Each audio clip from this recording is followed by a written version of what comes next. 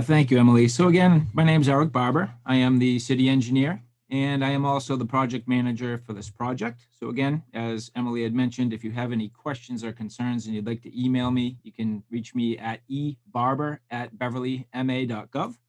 So any questions, please reach out. And so, well, the city, again, has done some extensive planning projects, and these projects take quite a long time. But in 2017, we did finish a coastal resiliency plan. And this was funded through CZM, so Coastal Zone Management. So thank you very much to them for all of their support along the way.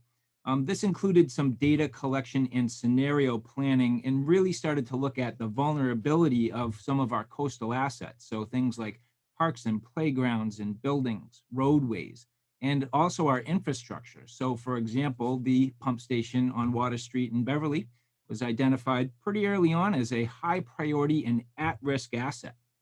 So in 2019, the city continued on with some planning, which included obtaining our Municipal Vulnerability Preparedness or MVP designation. Now, this was led by Katie Moniz, who is here again tonight as one of our technical experts, and she was instrumental in that process. She's continued on through this particular process here tonight. That included an evaluation of hazards and critical assets and looked at it a little more closely than the Coastal Resiliency Plan. And at that point, we started holding some community workshops. So bringing in people who were engaged and stakeholders to start to look at the assessment of this and really to come up with some priorities. And in that plan, we started to develop some preliminary shoreline flood modeling. So looking at things such as inundation, and you're going to hear a little more about that tonight. And again, that process identified the SESD sewer pump station as a top priority vulnerable asset, which was in need of both some short-term and some long-term action. So because of the work of the stakeholders and the public and all of these planning processes, we did really determine that this pump station was a number one priority. And this particular project tonight that we're talking about is great because not only did the community come up with this as a whole, but now we're sort of putting our money where our mouth is in terms of protecting these assets. So CZM is really instrumental in this particular case, putting some grant money towards this. So again, thank you very much to CZM for backing this project. And this here is a vulnerability assessment and feasibility study for the SESD sewer pump station at 135 Water Street. And these projects, they take many, many years of significant planning, and they have great significance to the community. And this is work that cannot be done without a great team. So the city of Beverly would like to say a great big thank you to the general public and the public stakeholders that have been instrumental in this process. We'd like to say thank you very much to Coastal Zone Management for providing the grant opportunities and the award of these projects. We'd also like to thank our technical partners, Tetra Tech, Fort Point Associates, and the Woods Hole Group. And also a great big thanks to Barbara and the Salem Sound Coast Watch team. And the reason why we're all here tonight, to protect the assets of the South Essex Sewerage District. Now to turn it over to the director of the South Essex Sewerage District, David Michelson. Thanks, Eric. Just to give you a little history, we've got a report dating to January 1924 where the Department of Public Health from the Commonwealth saw two different issues that they looked to resolve. Well, actually three issues. So they saw sewage disposal issues in Danvers and Beverly. They saw an issue way out at the sanatorium in Middleton, the tuberculosis sanatorium, whose wastewater was being discharged into the headwaters or making its way into the Ipswich River, which was a key drinking water source. And they also saw industrial waste and sewerage and issues in the North River from the tanneries that are operating in Peabody and Salem. So they had the foresight to tie all that together back and establish the South Essex Sewerage District back in 1925 to deal with all these issues. Fast forward some 97 years, and district is still here. We are serving a population of approximately 185,000 people. That covers the geographical areas of Beverly, Danvers, as well as Peabody, Salem, a little bit of Middleton out near where the sanatorium used to be, and Marblehead, which was added in the 70s. Our wastewater collection system includes about 29 miles of interceptor and force main pipelines, several pump stations, and some metering stations as well. We do not own or maintain the smaller local sewers in each community. So there's a separate sewer system within the city of Beverly that conveys to our interceptor system, and the city works with those pipes and maintains that system. So we are truly a regional facility. The district operates a 30 MGD secondary treatment plant over in Ford Avenue in Salem next to the power plant. And we discharge into the Salem Sound off near the Haste Rock or the Haste off your coast in Beverly. Next slide, please. This slide just kind of gives you an idea both of some of the collection system assets that we maintain, including an interceptor that goes, finds its way through Danvers all the way out to the Middleton area where it picks up that little area of Middleton, in through the Ryleside area of Beverly, and then eventually to the Beverly pump station, where all the sewage from those two, really that whole outlying community of Beverly and Danvers, that whole area finds its way to this Beverly pump station, with a few outliers up in parts of Beverly and Danvers that don't have sewage yet. Then it's pumped to our facility, which is at on Ford Avenue in Salem. And then you'll see another set of collection systems in the other communities there to the south, Peabody and Salem, that also make its way, and Marblehead as well, which makes its way to us. And then you can see that outfall pipe, which is what's heading off to the ocean there. And there's a series of diffusers out, as I previously talked about. Next slide, please.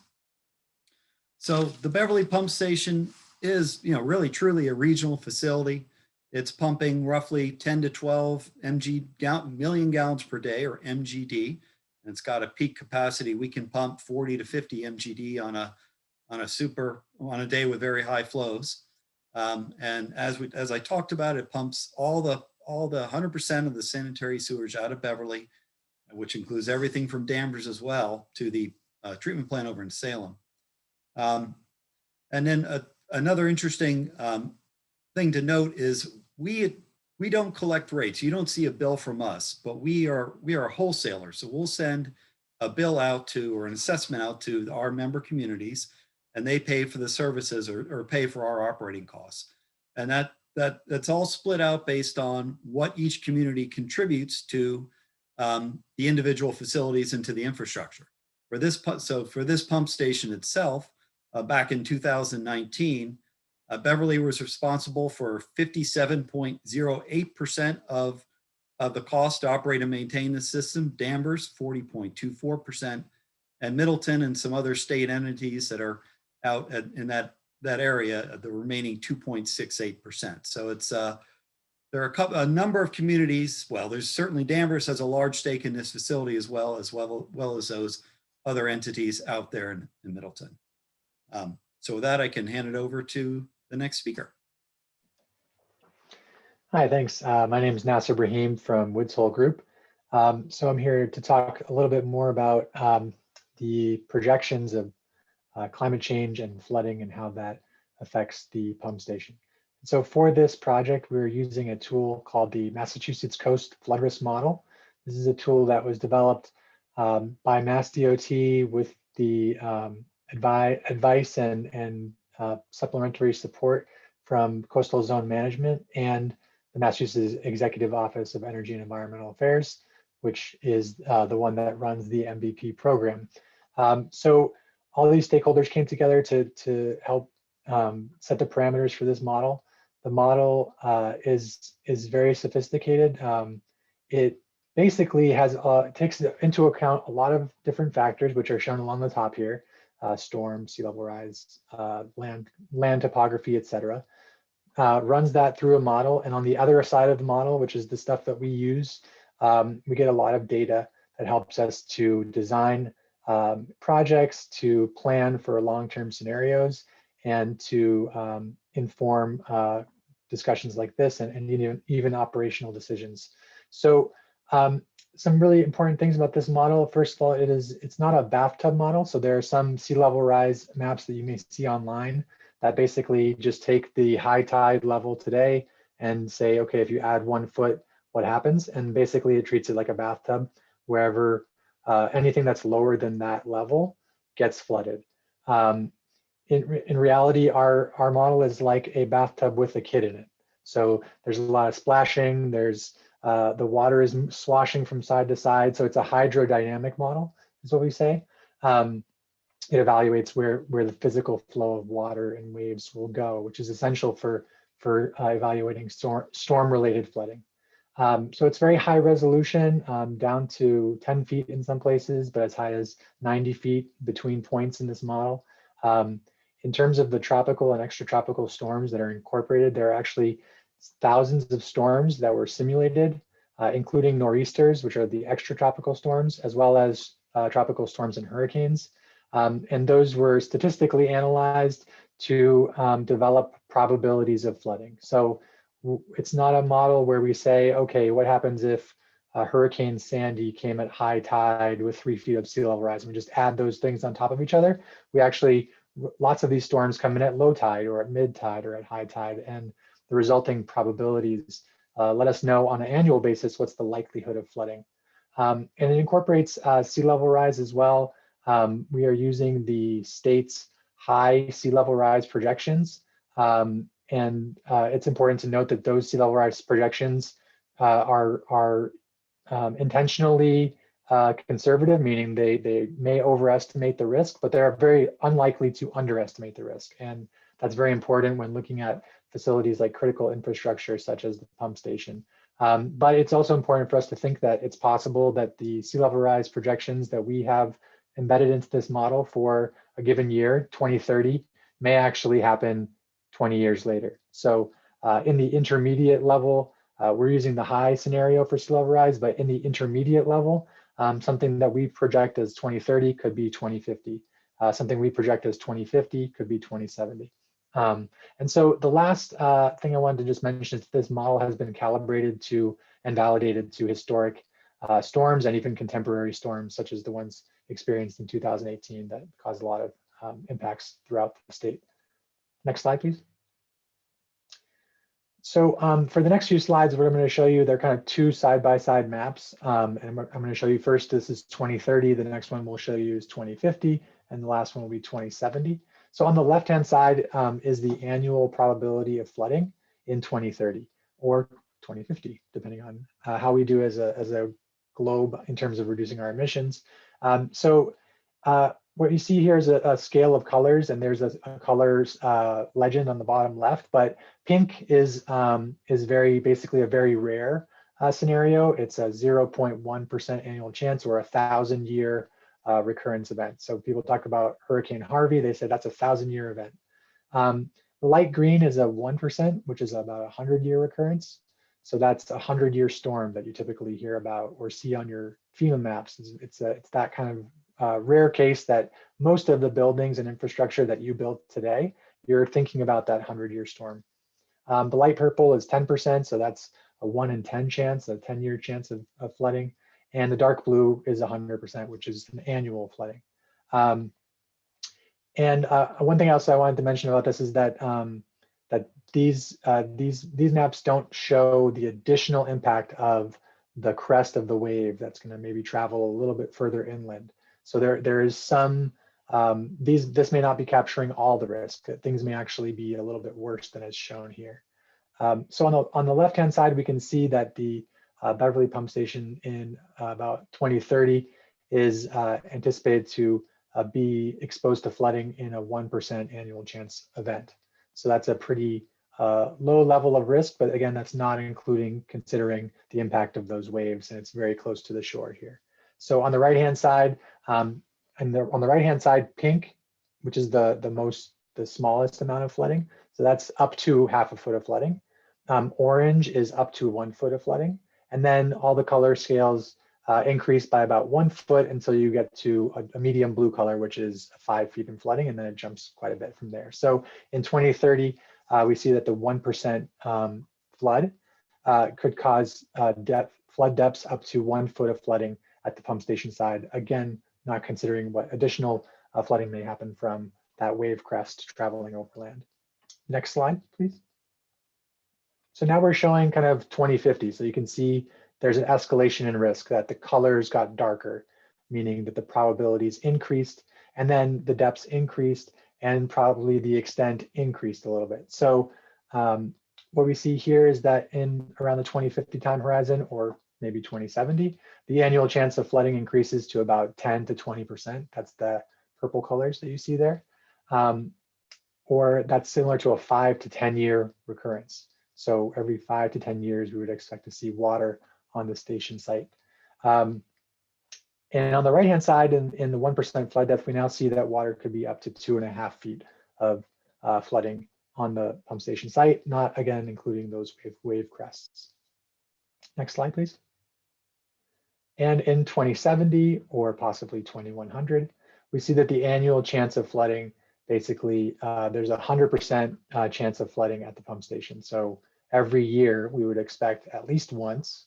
We don't actually show kind of a sub-annual level of risk, but at least once a year, there would be water on the site. And the 1% flood, so that 100-year flood would yield up to 4 feet of flooding. So we went from up to a foot to 2.5 to 4.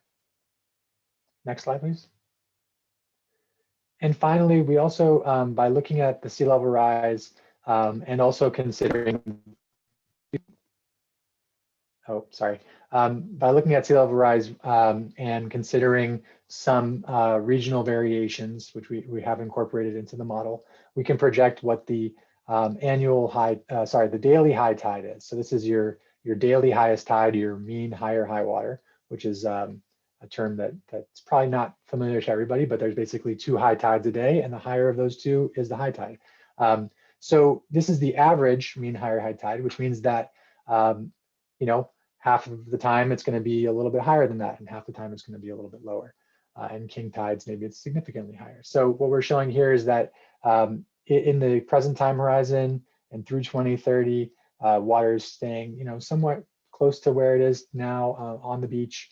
By 2050, it comes up to almost the dune, and by 2070, you can see that it makes its way up Water Street. And so that's pretty concerning that in the long term, assuming sea level rise follows either a high or an intermediate level of growth, that we could see water coming up the street once a day at least.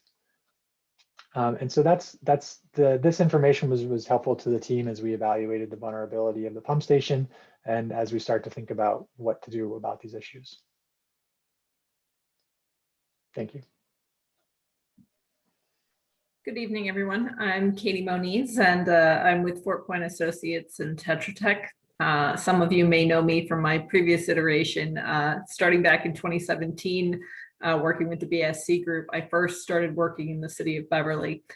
And one of the things that I've always just been incredibly fortunate to experience when working in Beverly is how many people who live here really understand the forces of floodwater and have experienced storms in the past and really understand the potential magnitude for these coastal assets of significantly increasing storm events.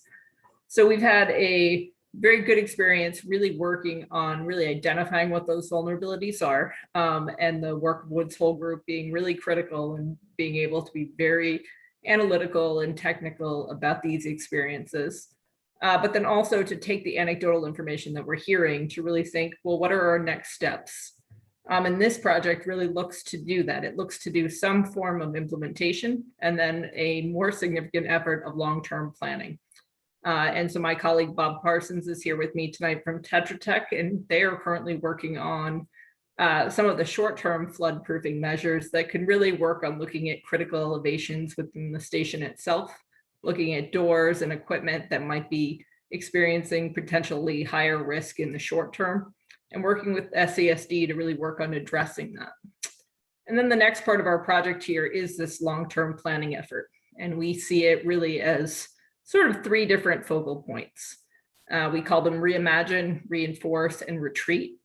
And currently our project teams working with the city, with SESD, and with the consultant teams are really focused on talking to the neighbors and direct abutters, Jubilee Yacht Club, people living along Lothrop Street, living along Water Street, living along Silver Court, and really trying to understand sort of through 3 different approaches how to take a long-term vision of this site, not just the station itself, but the adjacent beach and the Water Street public landing. So Reimagine is really doing that. It's taking a good look at the coastal space. It's looking at the dune. It's really trying to understand whether or not there are solutions by modifying that landform that could provide protection to the station and to the Water Street corridor itself. Reinforce is really an approach thinking about the building itself and about the infrastructure and equipment that SESD maintains. How do you harden that? Do you think of that structurally as potentially walls to protect from wave velocity? Thinking about floodgates and flood proofing as an option to really think about the inundation and the destructiveness that water could present. And then really with a long-term vision, retreat. And there what we're thinking about is this the appropriate site for the pump station long-term? By looking at the geometry of what SESD owns for sewer assets, are there other places in the area that might be suitable, that are further inland, that experience less future storms? And that if you did retreat that site, what would that mean for modifications of that space through Reimagine? And so it all sort of comes around in one circle where we think the approach going long-term here is to work in a hybrid nature, to look at each of these 3 sort of scenarios for long-term planning, and to really start to think about how to use strategies from each one to help envision the future of the SESD Water Street pump station. So with that, we hope to tell you significantly more about that planning effort at the next public meeting in June. And I will turn this back to the City of Beverly. Thank you, Katie. So moving forward, we do have some additional opportunities for public involvement engagement. Our second public forum where we're going to be able to receive community feedback on our long-term planning efforts is going to be June 9th is the tentative date. And we'll be finalizing that in the next week or so.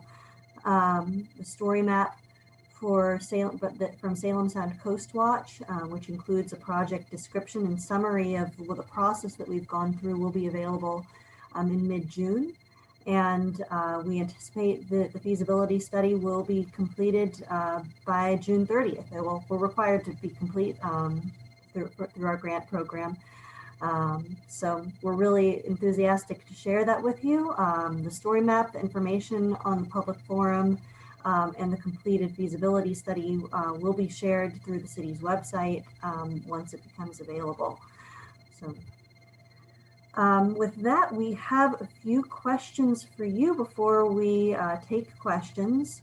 We're really interested in learning a little bit more about who's here this evening and how you use the area, what you understand about the area around the Water Street pump station. So we're going to be putting up a few polls.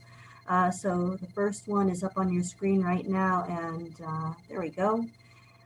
So if everyone could take just a moment and talk about how you happen to use Sandy Beach, you can check as many options as you as are appropriate. We'll give that just a few minutes, or well, just a moment. I won't keep you longer than a moment.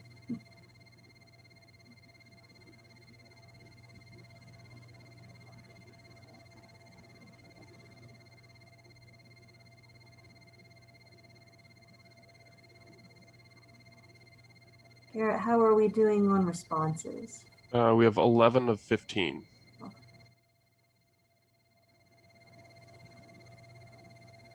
We'll give it just another minute.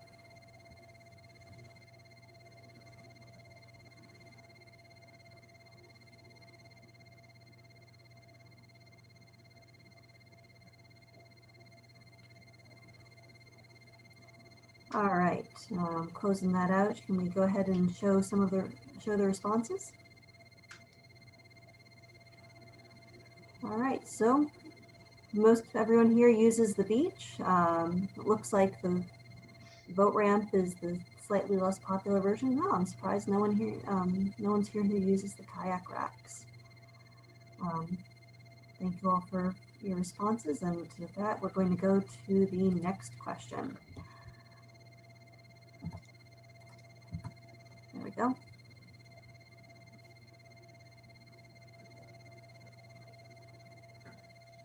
Again, we'll give that just another moment. This is another multiple choice where you can check as many as apply.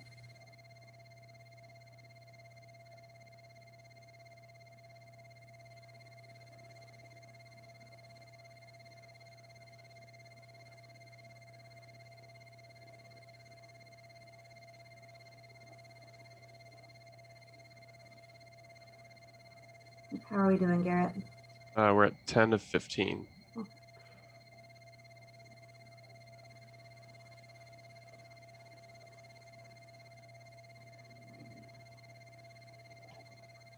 Looks like that might be about it. All right. Let's see some results.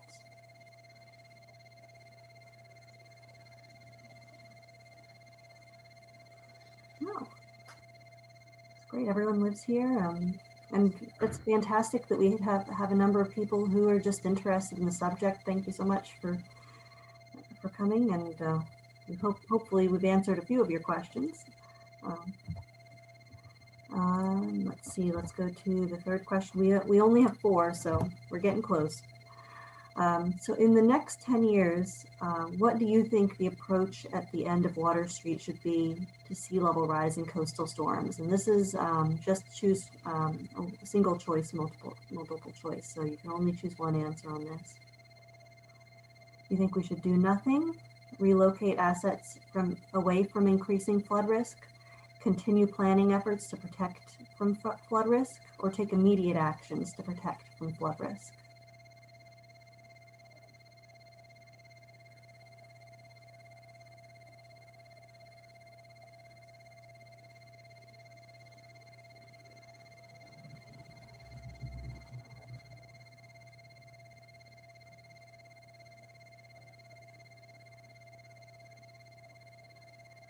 Looks like the answers are trickling in.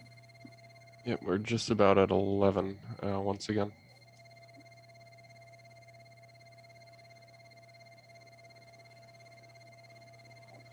All right. I'm going to turn it off and look at the results. Well, it looks like we have a well-informed group and an enthusiastic group. Glad to hear that people want to continue planning efforts and make sure we understand what's happening, and to take some action to make sure that we're prepared. All right.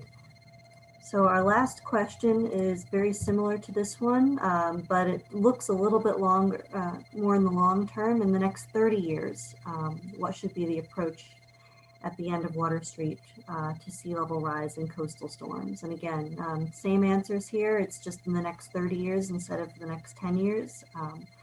The answers are do nothing, relocate assets away from increasing flood risk, continue planning efforts to protect flood risk from flood risk, or take immediate actions to protect from flood risk. So this one might be a little bit different from the last one just because we are looking a little bit further into the future. We're going to be seeing those higher tides, increased storm events.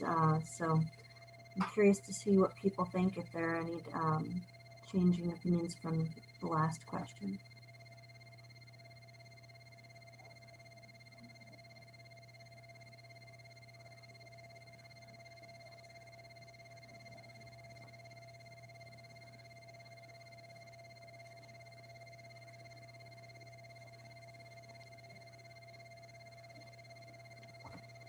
Looks like we're probably done there. All right, let's close it out and see some results. Wow, with many more people, or a few more people looking to relocate assets. That is something that we are looking at as part of our retreat option, and looking at what our alternatives are. So thank you so much for taking these polls and bearing with us as we go through our presentation. So with that, we'd like to turn it over to you all and see if you have any questions for us. I think I'm going to stop sharing my screen so you can see everyone's lovely faces.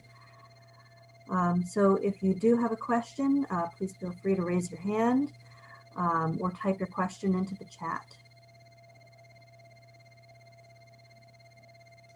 And we can either recognize you so, if you want to speak your question, or we can just read it from the chat.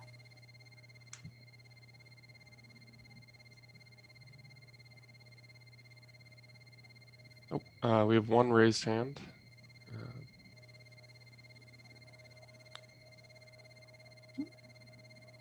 All right, Michael, you should be live. Okay, thank you. Hi, Emily. Hi, everybody. I think there was one mention, I believe Katie made it, of protecting the beach and the boat ramp. Those are really important public assets. And that's not to minimize the importance of the sewage pump station, obviously, but these are as incompatible adjacent land uses as you could possibly imagine. People lie on the beach, people take their kayaks into the water, as I do, and yet you have a sewage pump station immediately at your back when you're sitting at the beach. And at least once, maybe twice a week, the odors emanate from that station and really diminish the quality, the air quality and the pleasure of being on that beach. And whatever the legal status of that beach is, the fact remains it's actively used, and it needs to be protected. And which is why my vote on both of those last two questions was relocate that asset, because it's never going to be compatible with the passive recreational and active recreational use of that waterfront.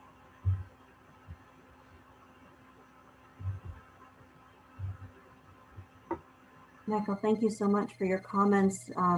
It's true, it's something that we're looking at. I don't know if Eric or Katie wants to speak more to that at all before we move on to the next question, but it is a concern for us. We're looking at how people use the area and seeing if we can find a long-term solution. For a little bit of a smaller group tonight, would be okay if we did a follow-up ask of Michael, which is, was curious, you did say relocating the pump station was important.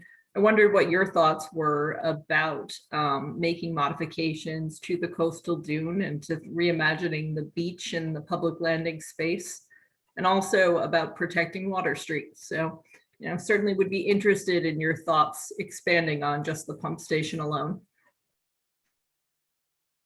Well, I'm not sure I 100% understand your question, but the dune, I think, is good quality to the extent that I'm able to tell it, and it's well protected.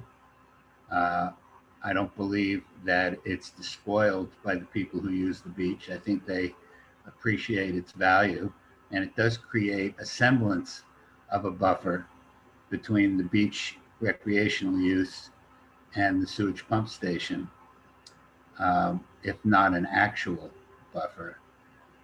I'm not sure. What else are you looking for, Katie? Sure. So one of my thoughts was, obviously there is a break in the dune where the Water Street right-of-way goes out towards the boat ramp and out to access the beach. I wondered about your thoughts there, looking at some of the tidal data and the fact that Water Street over time might be a pathway for floodwater. What your thoughts would be about modifying that opening within the dune? I don't think you can. I think it's too important an access for boaters who take their boats down to the water. Every day you go to that beach during the warm weather and somebody's going in and out of that ramp, depositing their boats into the water. I use it to pull my kayak down, but I get off the ramp and go onto the sand to do that. But there are cars and trucks that back pretty large boats right down that ramp and put them in the water. So I think that that's not practical. I think it would remove a very valuable public asset that the city of Beverly has. So I don't see that as feasible. I appreciate that. And I noticed that Kathy Abbott is also following up within the chat. So Kathy, certainly happy to have you join the discussion. I was speaking about both the ramp and the path as we were just trying to learn a little bit more about how people use them and what they think the future of those spaces should look like.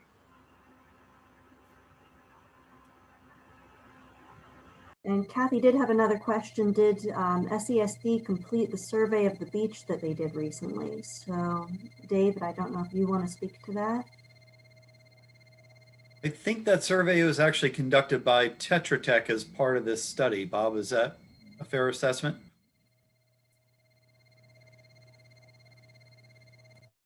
Yes, actually, it was completed by Woods Hole Group. So yes, the survey was completed.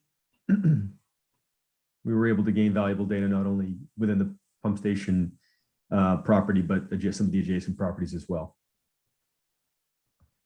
And that survey being used to support both the modeling efforts and working on these planning scenarios. So understanding the extents and the topography out there so that we can look at future visions for the space and understand the geometry and elevation there. Mm-hmm.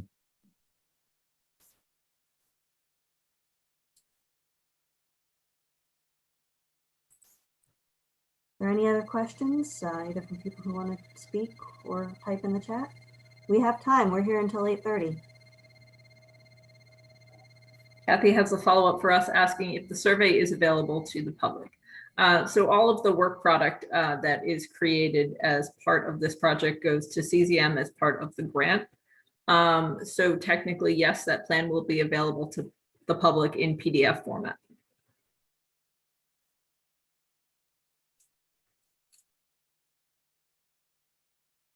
So we do anticipate sharing the plan and all of the information we've used once it's completed in June.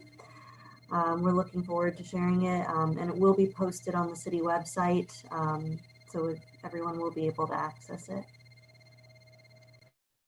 Yeah, just to add to that for a second, I'll be compiling all the data over the next month. It is a requirement, as mentioned, that it gets submitted to CZM. So that's part of what I'm going to be working on with Tetra Tech to compile all that data and package it up. And as soon as I have that put together, we'll start putting some announcements and some follow-up on our website. We do have a brand new website. It's been completely revamped. So for anybody who's looking for information, it's www.beverlyma.gov. Again, it's brand new. So some of our projects aren't up there, but this is something that we're currently working on. So you should expect to see some information up there in the upcoming month. So again, we're actively working on it, and we should have some of this data available pretty soon. I am a little curious why you're so interested in the survey, though. Is there a condition that that you're wondering about out there, or? Kathy did ask actually when the last time the beach was surveyed, and I don't think anyone here may know that unless for some reason SESD potentially had a previous survey, but nothing that we've seen. Kathy is our direct neighbor here to this project, so I'm sure she is very curious, obviously, of the results. We've been very appreciative of Kathy's time and the neighbors as well. They've provided us with some fantastic information about what they've seen on the beach and on the dunes, and that's really been able to help us with our analysis of the area. Looks like we have one more raised hand. It's Michael again. 1 second. All right, you can go ahead, Michael.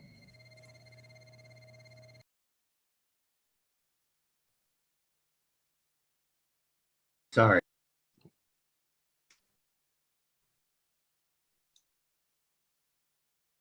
Can you hear me now? Yes.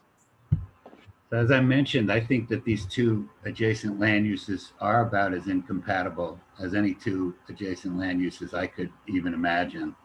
And ideally, this pump station would be relocated to somewhere where its neighboring land uses would be somewhat more tolerable of its impacts, ideally an industrial location.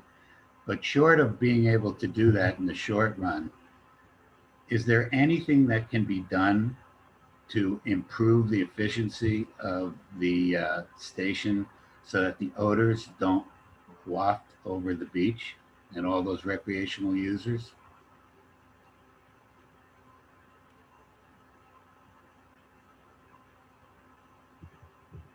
We actually have an upcoming project planned for this spring. That facility is equipped with an odor control treatment unit in it. It's a carbon scrubber, and it's been a few years since we replaced that carbon. And that carbon does have a life, and the intent, we're planning to get out there this spring to change that carbon out on that unit. So that work will be forthcoming, and that hopefully will make some improvements with that respect. And Thank you. Dave, this is Pete. It might also be worth noting the installation of the wash press, which may also help reduce some odors. So we recently installed a new piece of equipment in the station that might help with some of the odors that come from the screenings.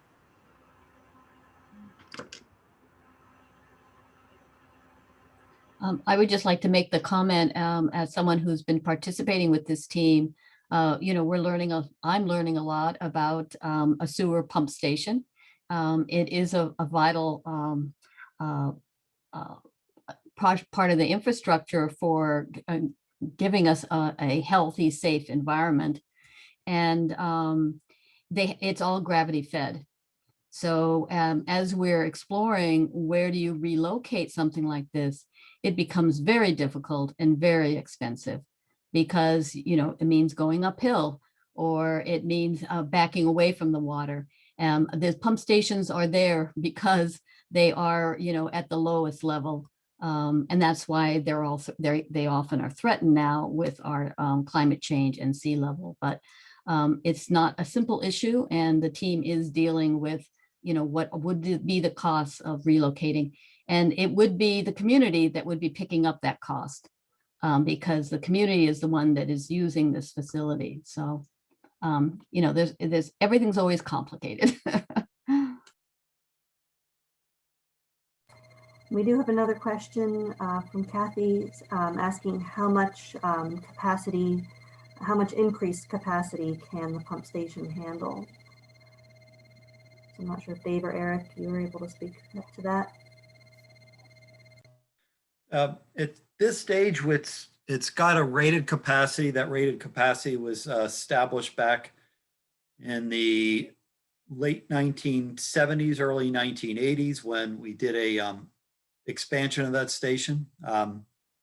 And we are actually starting a new 20-year planning cycle later this year, where we're going to go take another step back and see where do we need to increase capacity of our infrastructure, including the treatment facilities and the pump stations. Ultimately, that pump station is not taxed very frequently due to capacity issues. There are probably more efficient ways or cost-effective ways to try to tackle these very infrequent times where the capacity is taxed, which is to remove some of the stormwater and the water that's making its way into the sewer system itself. So infiltration and inflow removal and control. So that's, we're looking at it on a two-pronged front then, just both what can we do for II removal in the individual communities, and if we do need additional capacity, when do we need to have that online, and how much additional capacity would that be? If I could just add to that just for a quick minute, and Dave touched on something that is extremely important, which is our work for inflow and infiltration removal, so I&I, which is essentially stormwater that makes it into the sanitary sewer system. That's damaging for a couple of reasons. One, because of flow problems going into our stations and then ultimately to the treatment plant. But two, because we're actually paying good money to treat perfectly clean stormwater. And that comes out in what the ratepayers pay.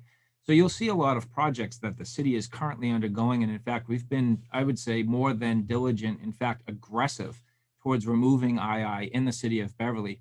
You'll see some contractors out there from time to time. You may see trucks labeled National Water Main.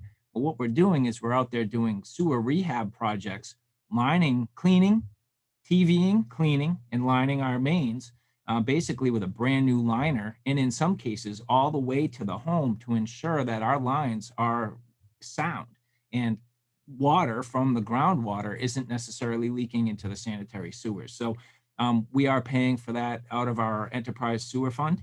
We have ratepayers that are paying for their sewer every month as part of their water bill, water and sewer bill.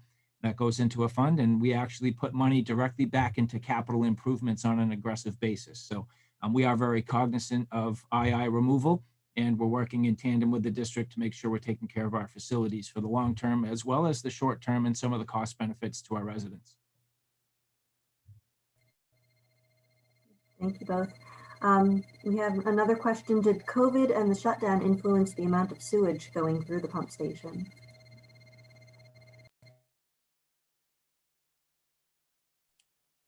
I don't think we saw a very significant change. There was, we look at our flows on an annual basis. So we looked at the end of the calendar year for 2020 for last year. So that was largely a COVID year.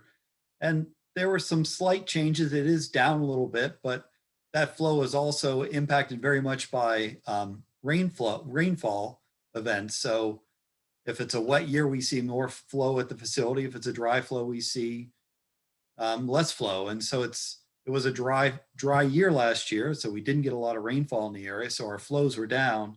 So it's a little bit difficult to tease out, was that due to COVID or was that due to, or being a dry year? We definitely did see, there was some of the industry shut down for some amount of time. So there was a little bit less coming through on the industrial flow. But it was very difficult to put an exact amount that 10% increase or 10% decrease due to COVID. It was difficult to tease that out because we're looking at a community level. We're not down at a individual neighborhood by neighborhood level with our flow metering. Dave, we had a follow-up question. Why does rain influence? That goes right back to what Eric was talking about. So if it's a rainy year, there's more infiltration and inflow, and there's more water to be treated. And that's infiltration inflow is made up of two different parts. One is what's called inflow, and that's what will go into the sewers during an actual storm event. So if you've got your gutters that are tied into it through a foundation drain, or you've got a sump pump, things like that are considered direct inflow. And you'll see a very spiky response after a rainfall where the flows will come up due to that direct inflow. The other component of it is infiltration, because during a wet year or during a wet time of year, the groundwater table will be higher. And so you'll have additional flow making its way into the pipes through the groundwater or through cracks in the pipes and things like that. And so that goes back to why we want to line these pipes and keep them as tight as they can be. Because some of these date back, our infrastructure dates back to prior to the 1920s. So I imagine the city of Beverly predates that. So this is not, we're fighting an uphill battle here, and it takes a lot of money and time to keep at it.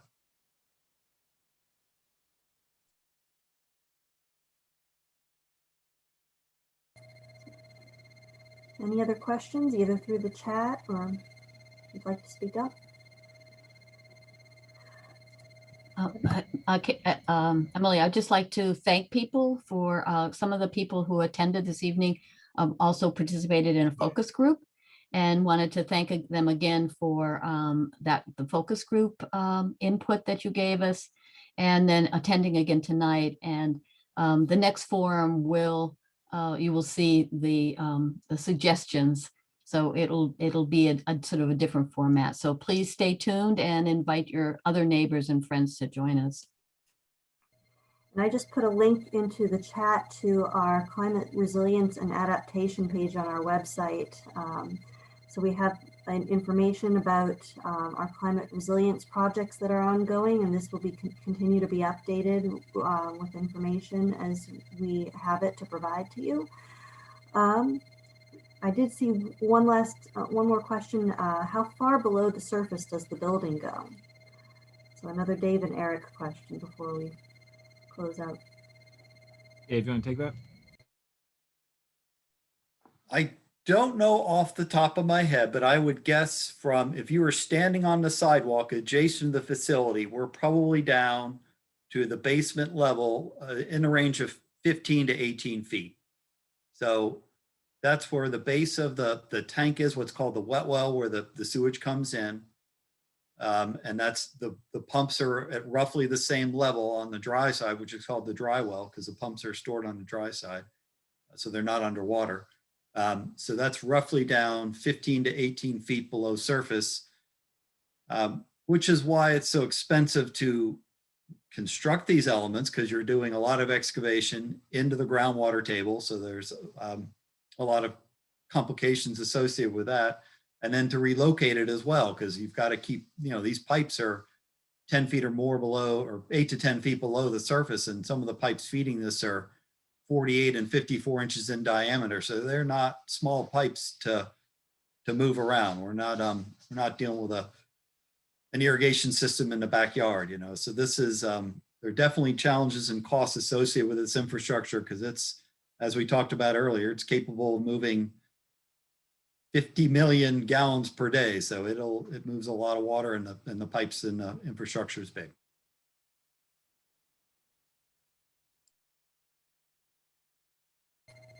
I'll give one more minute, see if any more comments come through in the chat. Anyone wants to raise their hand?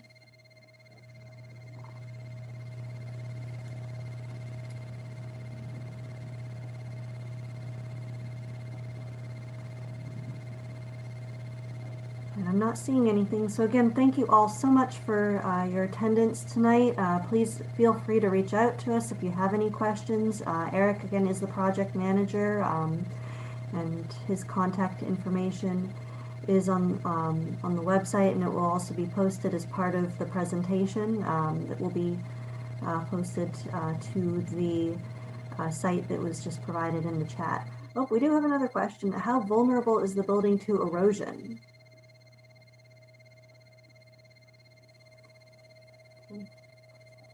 So I noticed that Kathy actually, somewhere above, her question about the survey had been that she noticed that the beach topography has changed pretty significantly over time.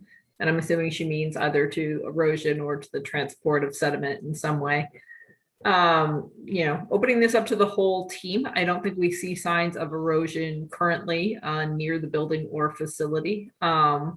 But certainly we see the importance of the coastal dune in helping with the wave velocity and the protection of the land area on the water side of this building. But today, I would say both the dune and the site itself are visually in quite good shape.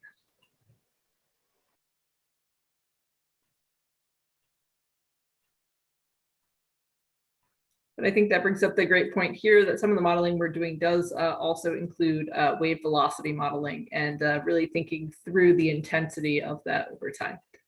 Oh, fascinating. Kathy says when she first moved here, there was no dune. Kathy, can I ask you to put in the chat approximately what year you moved to the area?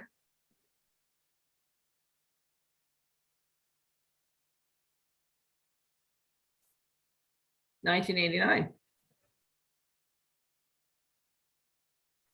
And did you see anyone physically building a dune there, or did you think it was naturally occurring, the dune that we have now?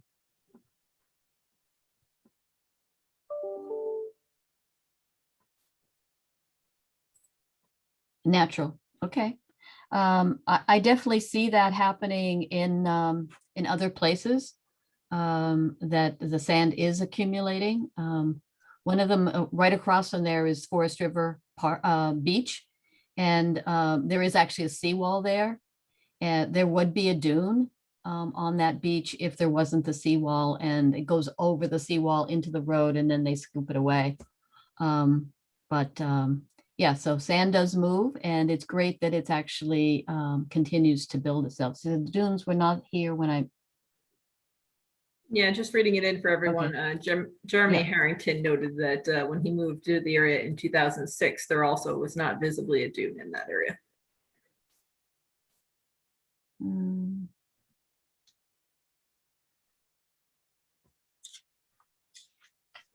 And Kathy just clarified the dune in front of the pump house. I believe she's saying was not there, but on the other side, I'm assuming there was a dune, Kathy?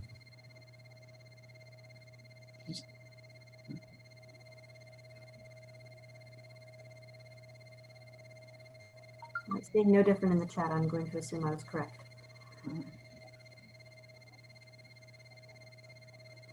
it's definitely something we want to follow up on, is you know, the sort of that life of the dune and the future life of the dune. Can you read that? Oh, sorry. It's, Oh. by the pump house, it occurred naturally, and then Jeremy followed up saying a very small dune next to the boat ramp. On the other side of Jubilee, there was nothing. Mhm. And Kathy followed up with, on the other side of the ramp, it had helped. So there's some human action in that one, I assume.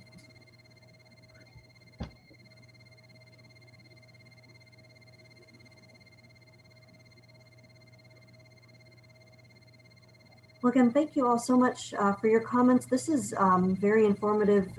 We're not just here to share information, but we're also here to hear your thoughts. And they do go into our final report and how we assess the area and what next steps might need to be. And I think it's possible that Kathy may be getting herself and maybe Jeremy invited to an upcoming meeting to chat a little bit about the reimagined strategy. So Kathy, we really appreciate all your comments tonight. I do have a note from someone in the audience that said they can't actually see the chat as part of this, only the panelists can, and whether or not the questions will be available to the public. Yes, we will be making the whole presentation and the recording of the public forum available. We'll be sharing it with BevCam, and they will be sharing it on their YouTube channel.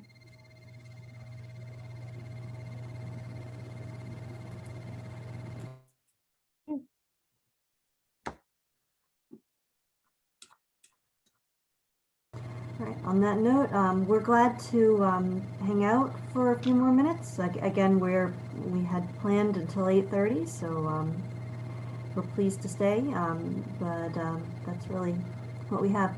The YouTube channel is going to be BevCam, so BEVCAM.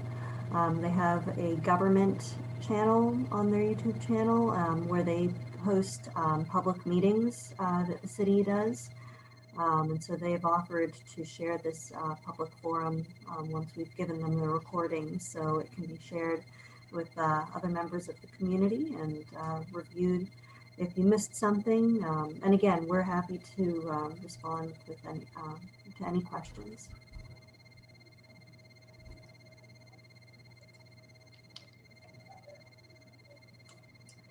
And while we're just hanging out, I'm going to go find BevCam's YouTube channel and put the link in the chat.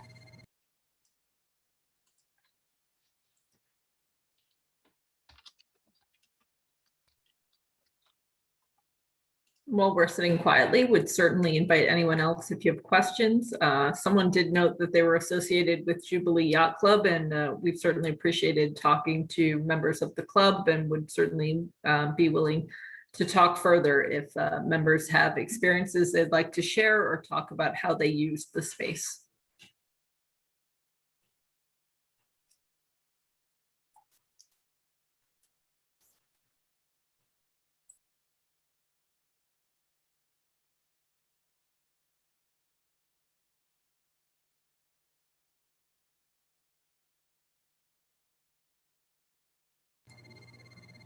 So Kathy has asked if anyone has questions for her. She lives next door to this, the pump station.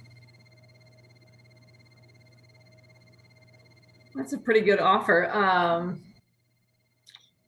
Kathy, I know that you had shared a little bit with the stakeholder groups about the vehicular access down to putting boats into the water there and sort of how it's deteriorated over time.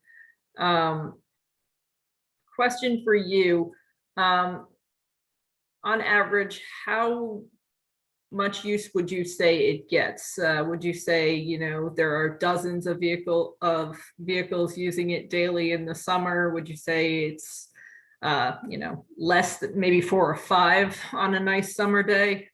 We're curious to know how often people are using that, knowing that the condition of it is starting to deteriorate, and that there are other options within the community to drop boats in with vehicles. And also Michael has his hand raised, so maybe we want to open it up to him as well. Sorry, I will open it up to Michael right now. Thank you. Can you hear me? Yes, okay. So I think that my reaction to that sewage pump station and its adjacency to the wonderful recreational facilities that are Sandy Beach is partially, maybe largely, impacted by the odors that come from that station, but also by its visual appearance. And I think that people who use that beach are certainly adversely impacted by walking by that building. It's an old brick building that's clearly a piece of infrastructure surrounded by barbed wire fence that basically sends a message to those who walk by: keep away, don't come close. This is a facility that you are not invited to participate with. And I'm not suggesting that people should be, but I think there's a good compromise solution possible if relocation becomes impossible. Then perhaps a good compromise solution could be to remove that barbed wire fence, to reconstruct the architecture of that building to make it a little bit more sympathetic to the architecture of the neighborhood, and have some other, just have a normal chain link fence or a more attractive fence surrounding the property so people don't trespass on the property. And that could significantly reduce the negative visual impact that you experience when you walk by that site going to the beach. And that might be actually a more pragmatic solution to relocation.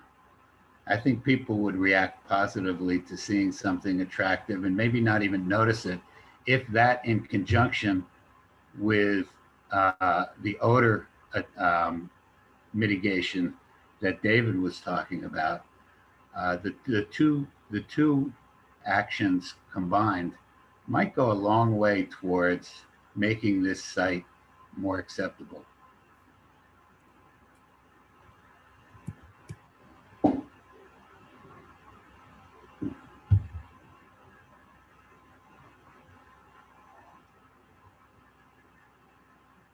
Appreciate that feedback. I think, you know, one of the things we're considering here as we work through the planning strategies is what does the station need to look like in the future in order to be resilient to storm impacts and to climate change.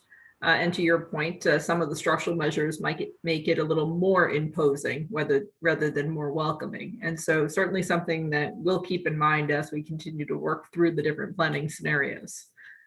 I want to just let everyone know that both Kathy and Jeremy are being incredibly gracious with their time and knowledge in the chat right now as well.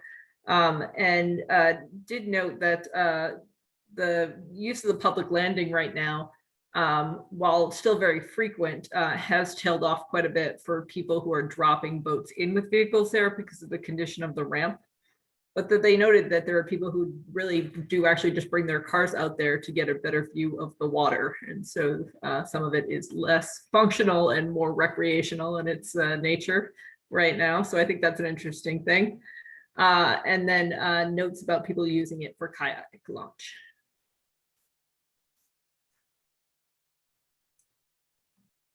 have a question for Kathy. And it would be, how often does or has she experienced elevated tide levels or storm surge come up Water Street and impact her home?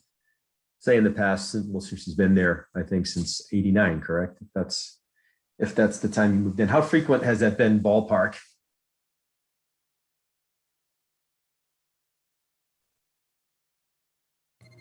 And while we're waiting for a response, Kathy also noted that before COVID, it was a lot less utilized, or the beach was not utilized at all as much as the way it was this last summer. And see, she's responded, in the last 3 years, there are more frequent storm surges and more frequent impacts. That question could go out to the other abutters out there as well. I was just kind of targeting Kathy because we had her participating, but anybody else has any input on that, would gladly accept it. But thank you for that, Kathy. And to build on that a little bit, one of the things that we are thinking about here, we're looking at many different scenarios for the pump station, but that doesn't mean that we're not looking at the surrounding area and Water Street itself and thinking through impacts that extend beyond just purely the pump station. And so to Bob's point, the question being sort of, are you getting more tidal conditions within Water Street? And does that impair people's access?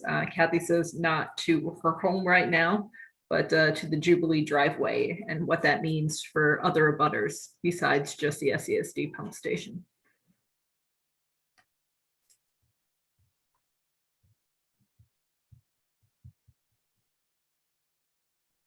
I mean, as you can see on that, I'm sorry, Nazmi, maybe you were going to say the same thing, but that the sunny day inundation shows Water Street as a clear pathway there. I think it's pretty telling to see that figure. So I'm sorry to jump in there, but one of the reasons why I asked the question was because of that. That one figure does show it as a pathway. So I was just going to follow up that you mentioned that the water has reached all the way up to the Jubilee driveway, and I wasn't sure if you meant up Water Street or through the Jubilee site, and perhaps it was up Water Street. Okay. And it didn't get your house. Amazing. Kathy's also noting that the city cleaned the storm drain there, which alleviated some of the water within the roadway. So some of it potentially being some stormwater flooding. But one of the things that is also challenging there for the city's perspective is storm events coming coastally can bring in sand and seaweed and also jeopardize those storm drains as well. So we've had good conversations with the DPW and engineering teams about their best management practices for sort of addressing areas like Water Street that are vulnerable to those coastal storm events.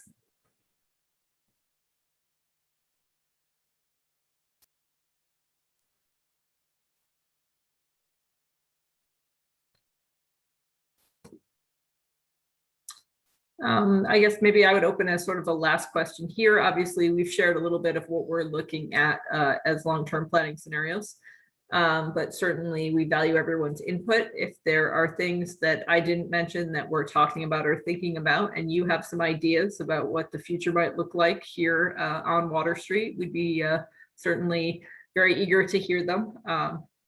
All the good ideas out there are on this team. We're taking as much feedback as we can, and again, the results of this in particular are very likely to be a hybrid approach, looking from what is very near term out into a long-term future for the SESD Water Street pump station. So feel free to chime in now, toss things into the chat. Again, certainly you could send all your good ideas to Eric and he'll forward them out to everybody else. So.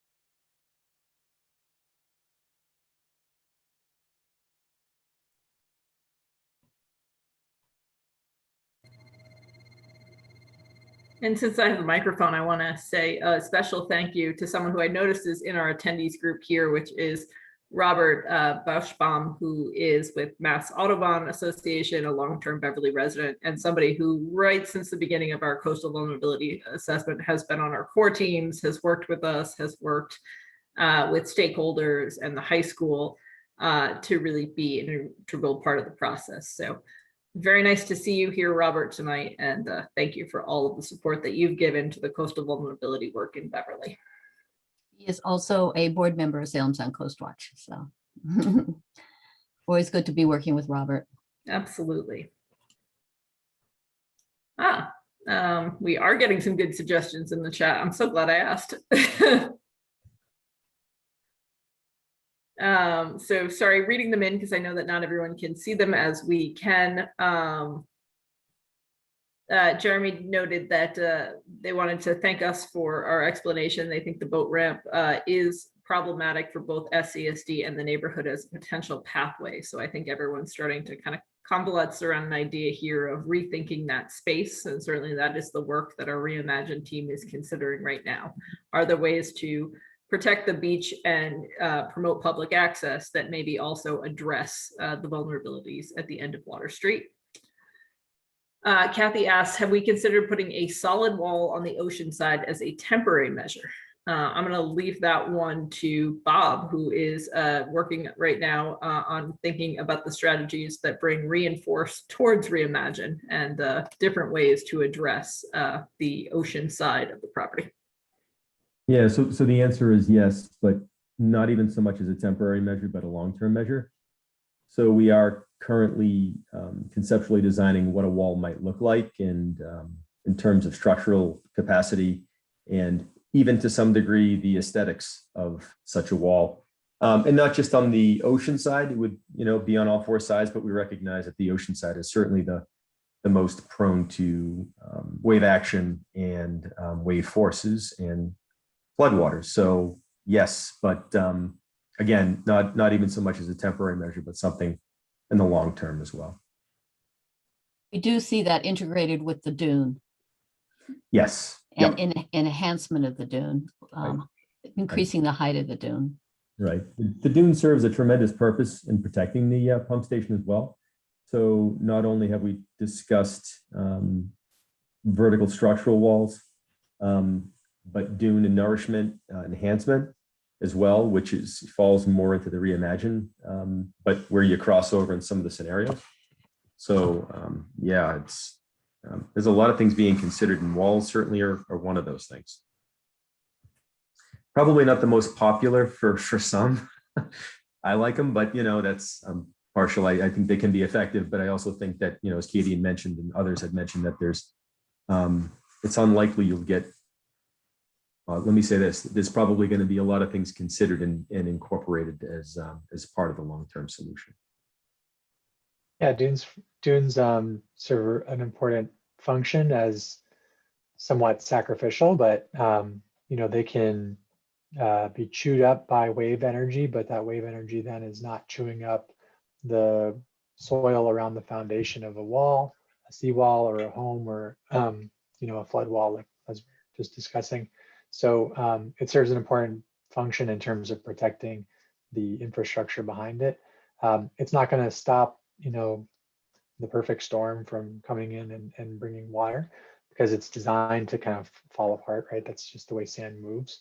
But it does take that first and toughest bite out of it. So, a dune there in the long term, when, more frequent storms are impacting the area, would likely require some maintenance. But in the meantime, it would provide a visual buffer, would provide enhanced habitat or similar habitat to what's there today.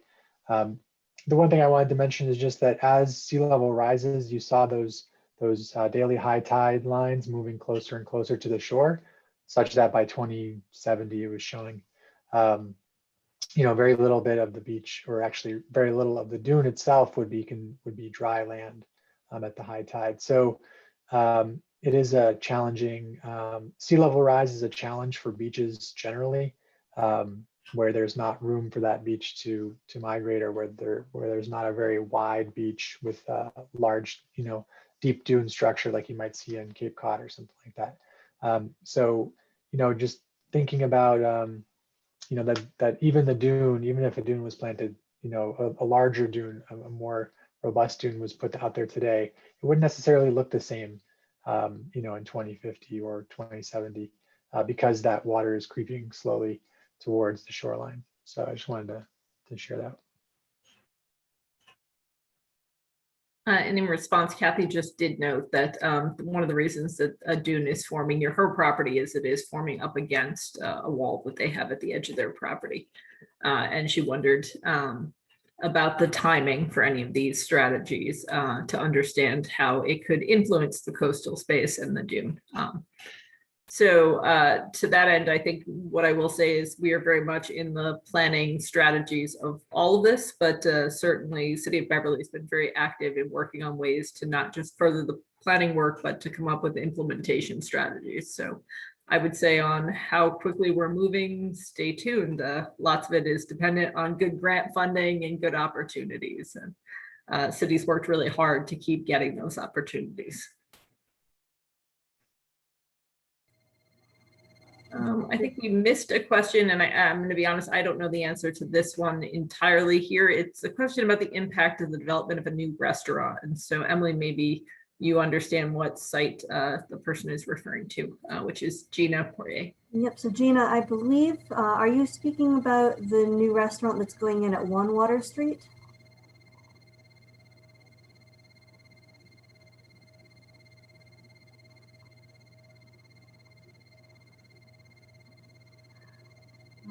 So not seeing any response quite yet. So there is a new restaurant that's going in at 1 Water Street, at where the old McDonald's used to be. That is a bit further down the road, and it is at a location, okay, yes, the whole waterfront development. So that is on a specific site at 1 Water Street. It is going in at a location that is a little bit more well adapted to sea level rise. It's a little bit higher. So we do anticipate seeing some impacts to the coast in general. But the construction of that restaurant should not necessarily have an impact to this site. And I did want to note too that Kathy had followed up asking if anyone had considered the rock jetty, as it is having an impact that she sees on the beach at the moment. Yeah, I'll just answer that. If you look at kind of what's going on in the area around it, I think, so jetties, anytime you put a jetty up, someone benefits and someone loses out, right? So you have a jetty north of kind of where you live and where the seawalls are now right at the water. That jetty probably has prevented some movement of material either north or south to those properties where they're now sort of sitting in the water. I'm sure, if there were no jetties there, there would probably be some material sitting in front of them.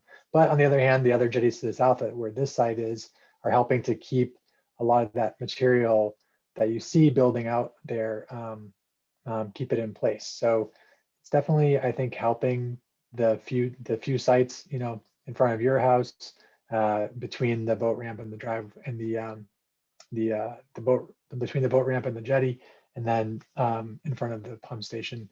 I think if there were no jetties there, you'd probably see less sand than there is today.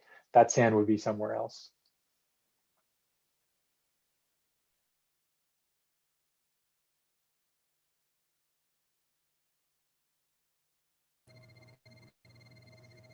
Kathy's noted Yeah, I that think. Sorry, Yeah, so I'm just gonna read the question so everyone can see it.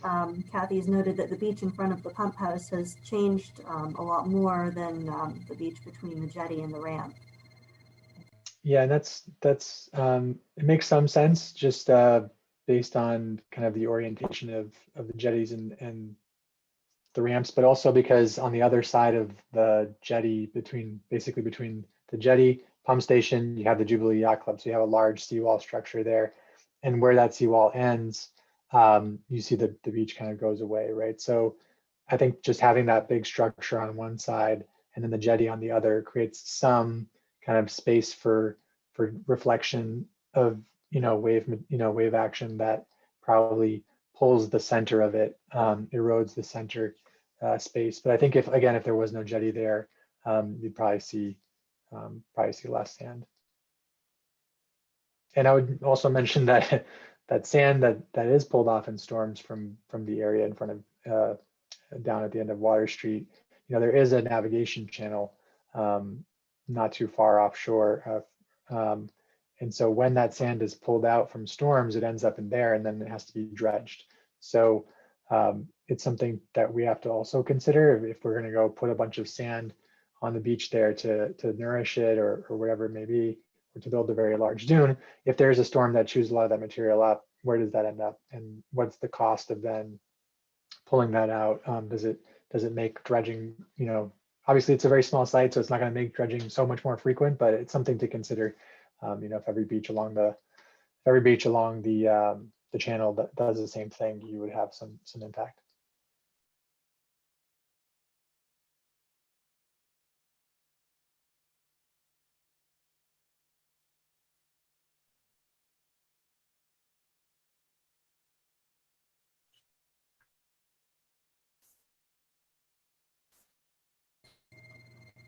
All right, so with that, it is just past 8:30. Again, we are always available for questions. Eric is the primary contact, but he can forward questions to any of us if we need to weigh in. Thank you all so much for your attendance. And we really look forward to speaking to some of you more in the future. Katie mentioned that we would look forward to connecting with you all on part of our Reimagine strategy. So again, if you have any questions, please feel free to reach out. Thank you and have a wonderful evening. Thank you, everyone.